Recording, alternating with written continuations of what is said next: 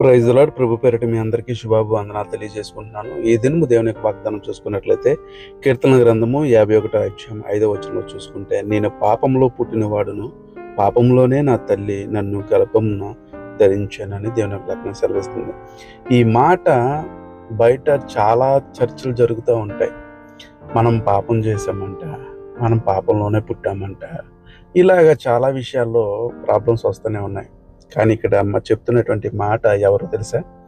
సాక్షాత్తు ఇజ్రాయెల్ ప్రజల మీద నియమించినటువంటి రాజు దావీదు గారు చెప్తున్నటువంటి మాట ఇది.